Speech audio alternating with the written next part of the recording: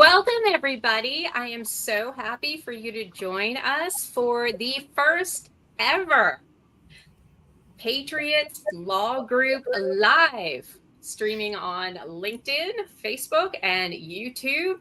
And this is Patriots Law Group Live, where we are talking about legal strategies for military divorce, in which we will be tuning in every other Wednesday to talk about this specific topic.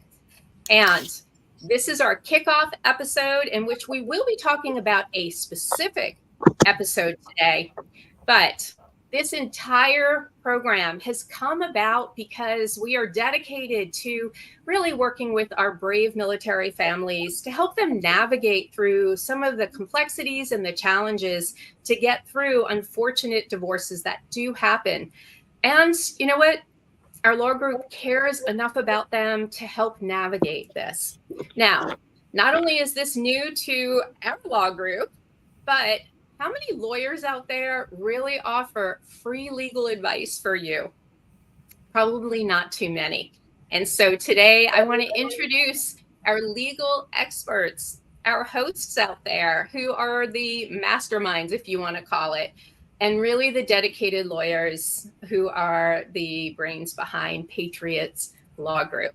So the first person I want to introduce to you is Mike Lyons. Mike, would you like to introduce yourself real quick and also give people who are tuning in and don't really know about the law firm a little bit of information about it?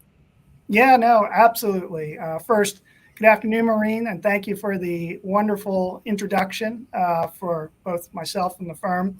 So I'm Mike Lyons. I'm one of the founders, and along with my good friend Pat, the other guy in this video, we started Patriots Law Group around 2014 after serving active duty Air Force as reservists. Became good friends, first meeting in Yokota Air Base. Our wives were friends. And my background is I hail from Maryland. I was a Maryland attorney from the get-go and now practice still in Maryland.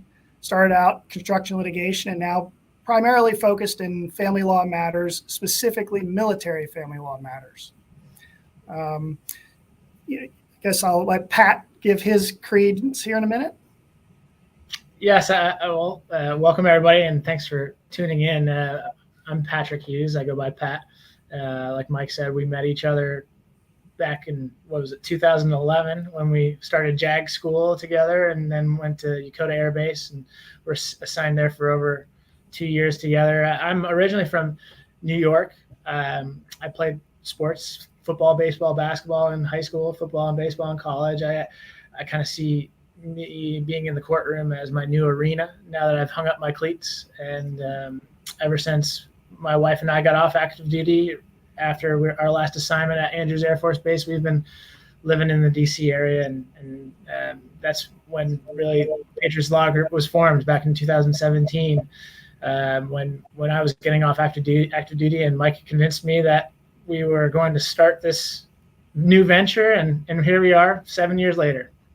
Been a roller coaster ever since. And the roller coaster never stops, right? That's right. Yeah.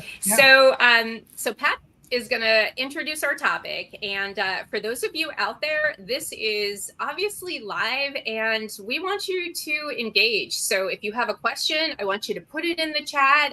Pat and Mike are here to answer your questions. And also, send us, where you're coming from. If you're a lawyer, if you are, somebody in need of a service, let us know who's out there. All right. So today's topic, Pat, do you want to introduce our kickoff topic? We've come up with a number of things that will build upon each other as each episode goes. But today we're planning on talking about 5 reasons why civilian lawyers should not handle your military divorce.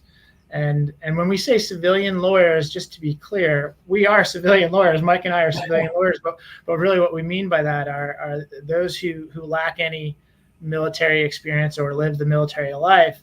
There's a very large distinction between those people who may not know a whole lot of things that all us military members have had to endure ourselves, and that helps differentiate those people between them and us. I mean, the biggest reason a lawyer, a military lawyer, should be considered in your divorce matter is because we've lived the military life. We have worn your shoes. We know what you've gone through. Like Mike said, our wives were good friends in Japan.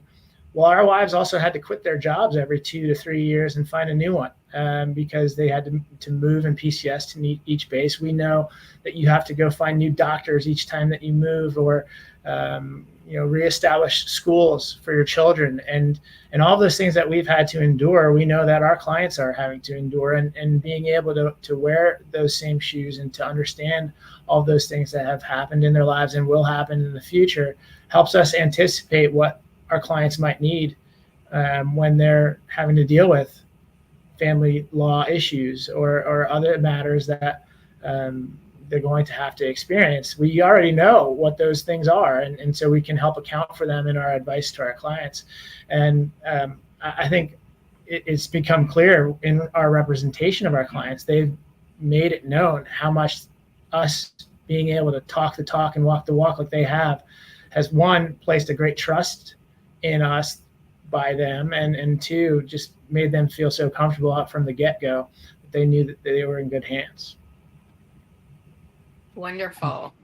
That's a great start for the topic today. So, Yeah. So Mike, what would you like to add to this? Because I know there's a lot of nuances to this between choosing the civilian attorney and choosing, a military attorney.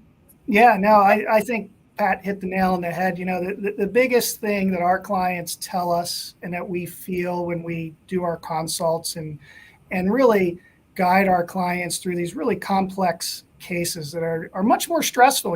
Doing a divorce when you're around your network of friends that you grew up with in a small community that you've always lived in is hard. Anybody will tell you that. Doing that completely detached from those communities, from your mom who might be, or your sibling who might be your pillar of strength, is really difficult. And I think the very first point that Pat made is so true. We kind of fill that void. Following on from there, I'd say the second biggest reason is we've based on our military service and experience, we have specialized training on all of these military issues. There's that place that Pat and I first met, in 2011, I think it was 9 weeks of training on military issues that touched many of our cases every day. So we know the military inside and out. And we're able to take that knowledge and leverage it to our clients' advantage. I have a lot of cases. We represent people on both sides, civilian or military spouses. We sort of cover the gamut. And when I have cases where the other side is a military spouse and the civilian lawyer simply files a case waiting for an initial order on child support or alimony, I'm thinking, boy, what a lost opportunity. There's 2 or 3 months, maybe 4 or 5 months in some cases, before they get any monetary support. Well, what we know, our experience is the military regulations mandate military support. And if requested, and if you know what you're doing, you can get that support within 1 week of being retained, and we often do. But we even go further than that because we'll make an analysis depending upon which side we're on. If we have, the spouse or the military service member, we'll be very strategic on do we make the request or not by analyzing both the civilian remedies and the military remedies. And I think that's one of the biggest points that differentiate a military experienced or particularly a former JAG from those lawyers who have never served. That is such a great point. And I have to tell you, we have somebody who has just tuned in, Adrian Avila. She says, good afternoon. Thank you for this free webinar. I am currently an intern in DC, an undergraduate of ROTC SMP cadet at Catholic University. I hope to pursue a career in JAG, V/RC Avila. So I just want to say welcome. I'm glad you're enjoying this. Please, if you have some questions as we go along, I'm sure our experts here can go ahead and answer them. So welcome. I hope you like the information. So B/R is very respectfully for those who don't know that. It seems like she's already on the way for the military. That's great. And she is going to Catholic University, which is my law school. So even better. Yeah. Your well done. Alma mater. Yes, all right. So I'm sorry for my ignorance. I am not former military. I'm learning along the way.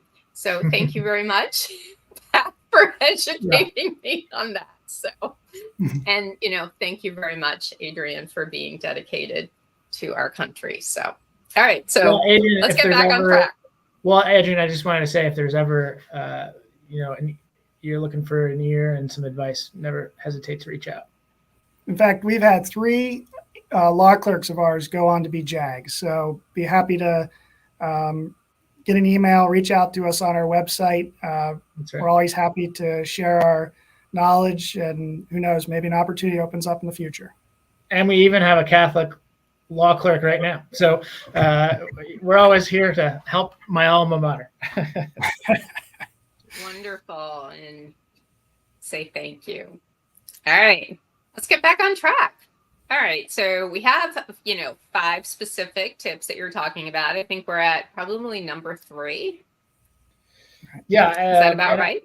I think that's right. So one of the other reasons for why a military lawyer can be really advantageous to our clients is that we have a connection to the base and access to the base that lawyers won't generally have. And we're able to engage with the unit of the service member if we need to under certain circumstances. There's just a number of resources that we know that exist that most civilian lawyers won't know at all.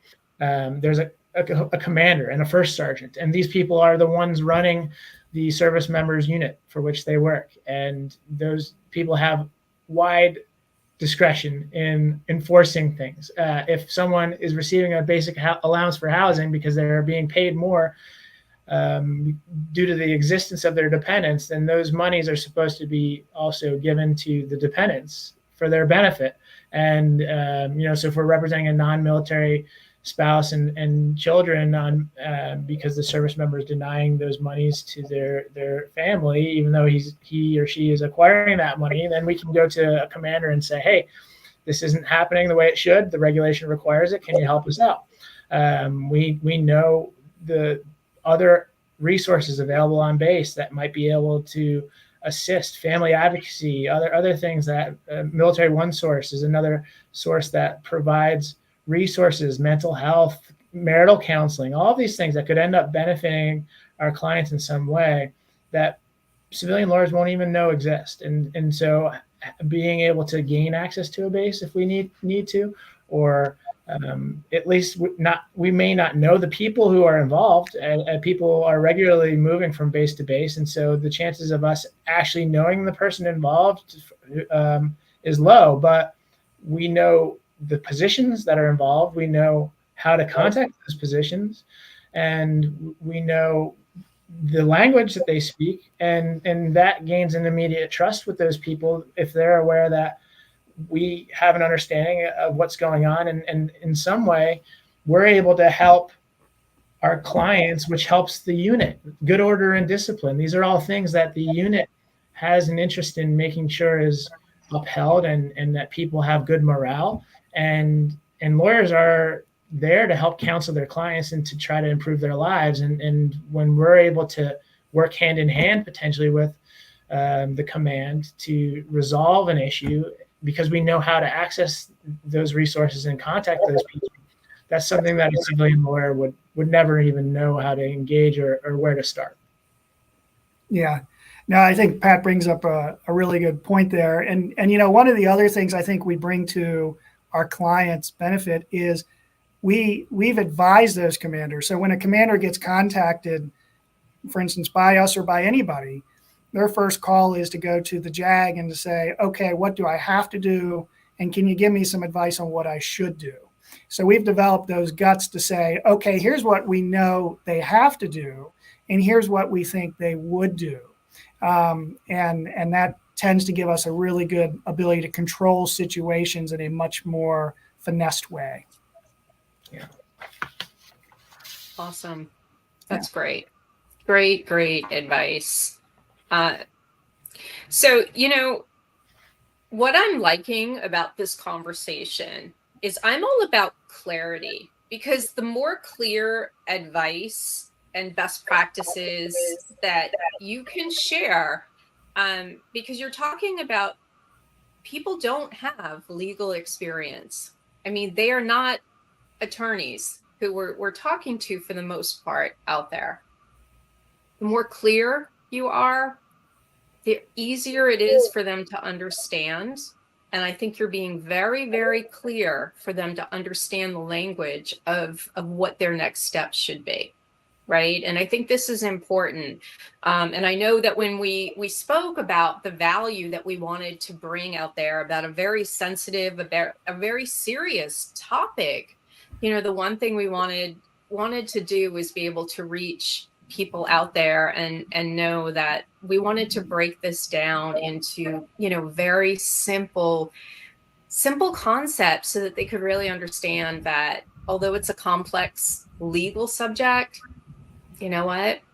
There's clarity in this and we can work you through it. And so I'm really liking how the two of you are breaking it down. So I am not a legal expert, and I'm really getting a good understanding of what this process could be like.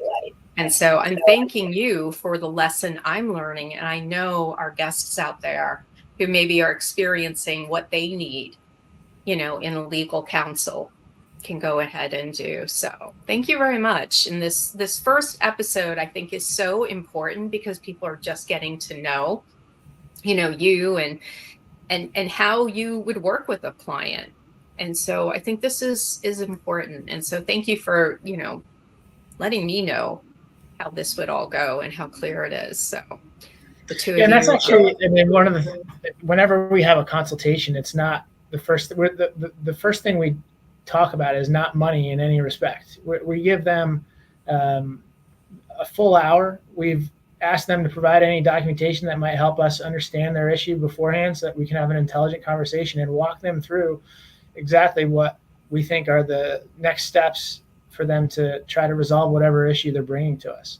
And so they're going to get a full, it's almost like getting legal assistance at a legal office in a way. That's what we used to do, and that's what we do for our clients now. We provide them our thoughts on the next steps after a lengthy discussion, an hour's worth of time for us to understand their issue and ask questions along the way, and then provide them the next course of action. And if that consultation was for them to just understand what they could do on their own, because it's an issue that they might be able to resolve on their own, then they're left armed with that information, and they know that they can come back and find us if they need help further. But if their goal was to representation, we've at least given them an hour-long interview of what we think is our, belief on the next steps, and then they can take that and either say, I thought this interview went well and I want to hire Patriots Law Group, or they can say, well, thanks for your time and I'm going to look elsewhere. But at the very least, they will get a full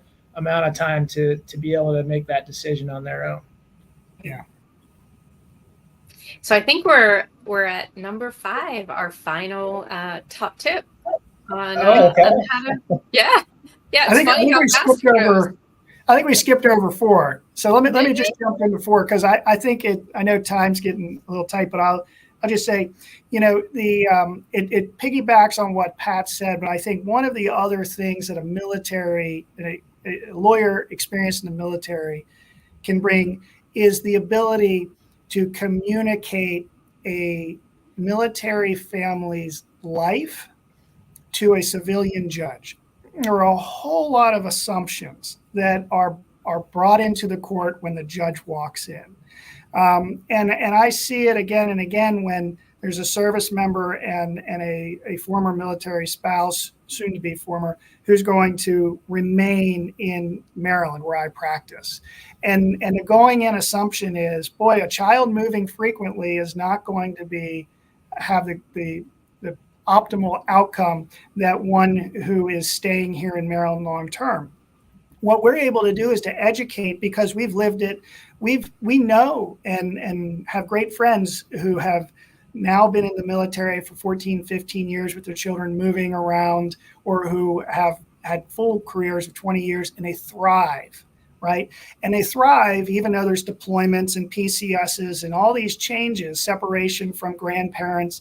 And it's because the military has a whole host of resources, an exceptional family member program, mental health is readily available, youth centers, child, care facilities.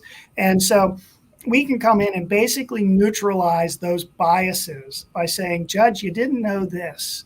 And it could be exactly what this child, exactly what this now separated family needs to get going and moving forward. So that was what I wanted to make sure got touched on, because I think that's critically important in these cases. Right. Yeah, Right. For sure. Yeah. Now I think we're ready for 5. Now we're up to 5. Yeah. All right, I'm losing track. There's so much good information. All No, right, it's all right. Yeah. What's number 5? Who's taking that one? Well, that's me. I think because this is a lot of what I do in alongside of a few other attorneys in our firm, is we handle a lot of issues that pop up that extend beyond just the family law matter. And I think you can probably envision how that could be if all of a sudden there's some domestic abuse alleged or something like that. Now we've stepped into the criminal realm, or when it comes to the military, disciplinary actions that commanders might need to take because they have to instill good order and discipline, or because of some allegation of criminal misconduct. Now someone's security clearance is at risk because the adjudicative guidelines identify that there may be a security concern now that someone has a criminal allegation raised against them. And these are all the things that family law attorneys, typically civilian lawyers especially, that they don't have a practice area in their firm covering those things that regularly pop up from what can just be originally a family law issue and sparking into something much larger for the military member in particular. Security clearance is now at risk. And what is often misunderstood, I think, about all that too, is a family law attorney can be advising his or her client that, hey, maybe there's some advantage here to making an allegation against your service member spouse, because that might allow for a child custody determination to be slanting in your favor as you walk into the courtroom. But and we've had allegations like that we were able to knowingly show that they were false. They weren't true, but that was the tactic used by the other side to try to gain an advantage in the civilian court. But the ramifications of that are often misunderstood. We even have conversations with the opposing counsel and say, hey, you might not know, but if you're going to go down this path, that might end up leading to this person's discharge, and they're no longer going to get that retirement that your client thought she might have a piece of the pie to, because you have to get to 20 years to be able to retire. And if this person gets discharged before that happens, if, as, and when is when the retirement kicks in. And if it doesn't happen because that person doesn't get there, and now that other side has just lost out on something that they didn't even think that they were putting in jeopardy for their own client. And there's other examples like that, but we have the ability to both educate the judge, like Mike was talking, and informing the judge of what would be helpful for the judge to know that he or she may not. But we're also able to educate the opposing counsel on some of the things that they are contemplating doing during the course of the case, and the second and third order effects that could lead to, like putting someone's security clearance at risk and now they lose their job. And so did you want to get support from someone who now has no income? Because the court's not going to impose a high income burden upon that person in any way if they're not able to make money because they've lost their job because someone made an allegation against them. And so there's all of these second and third order effects that come about. We represent our clients in jointly the family law effort alongside of the security clearance effort. Or I just got done doing a discharge board hearing last week because someone was being potentially pursued for removal from service. So these are things. And he won, by the way. We shouldn't leave that out. But these are all things that it's not something where it's, hey, I can only help you on this one piece. It's we're here to help you however we can in that type of a scenario. That's great. 5 minutes before we went live here, I got a call from another attorney who knows, because we train, we go to all the bar associations and train them on all of these issues to issue spot.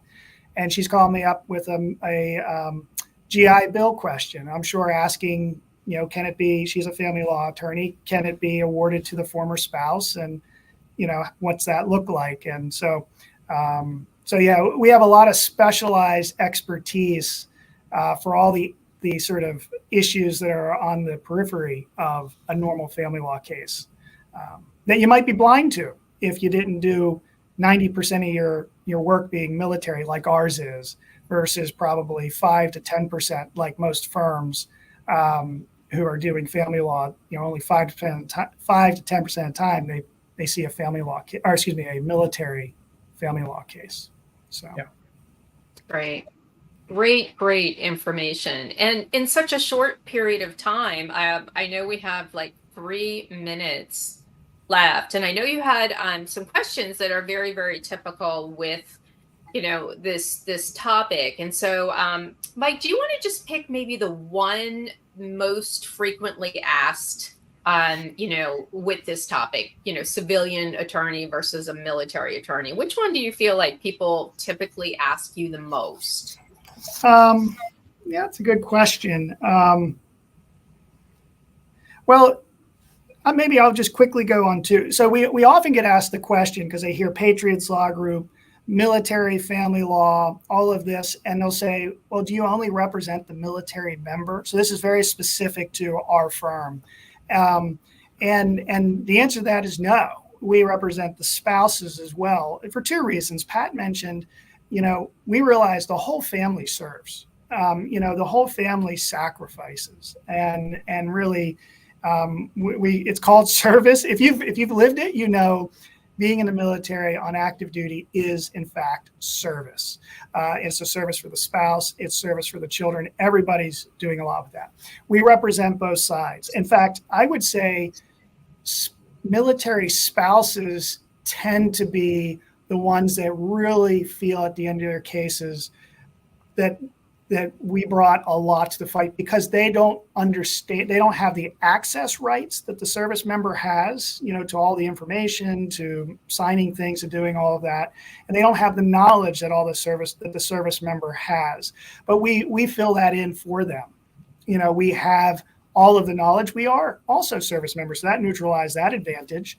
And so while very high ranking military spouses after very lengthy careers, we've had generals, high ranking colonels, 20, 30 years, and just feel like that whole advantage gets neutralized when we come into the case. And I think it does.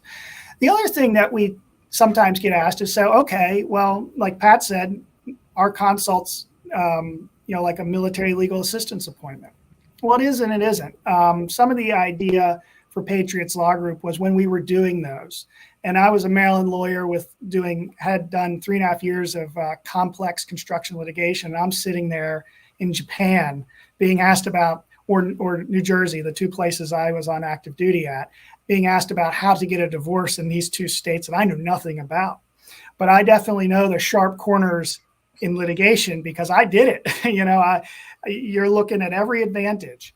And I could simply say to them, I can tell you what's going on, but I don't feel like I'm doing you the best service unless I tell you, you need someone that's does this court, knows those judges, practices this law, or it's kind of like telling you how to, go skydiving, but never having somebody, but just directing you to the plane and giving you a parachute and saying the best of luck to you. So with our little bit of time, I think we're out of it. Those would be the two questions we typically get. Wonderful. Well, we have we're past time, but I think it's really important, Pat. Do you want to let everybody know how they can get a hold of Patriots Law Group if they want to reach out, have a consultation, and ask you more questions? Sure, of course, yeah. Well, so obviously we have a website, www.patriotslawgroup.com. Our phone number is 301-952-9000. You're welcome to give either of those a shout to get our contact information to reach out to. We have an intake specialist if you're looking to set up a consultation, or if you are an attorney. Even we've helped other attorneys, consulted with them to help them along in their cases, and that's something that we've done in the past and we'll continue to do in the future. We're always available in those respects, so people are welcome to reach out. Wonderful. And for everybody who tuned in today, we will be back in 2 weeks. We will also have these replays on Facebook, YouTube, and of course, LinkedIn. And you can always reach Mike and Pat through their LinkedIn pages. So you can direct message them too as well. And so we will be back in 2 weeks with a new topic. We want to thank everybody who has tuned in, as well as those of you who will be watching this replay. See you in 2 weeks with another topic. And if you have any questions, we would love to hear it. So I'm Maureen Edwards, and Mike and Pat will be back soon. Thank you so much for tuning in, and we will see you soon. All right, everybody. Bye-bye. All right. Thank you. Bye.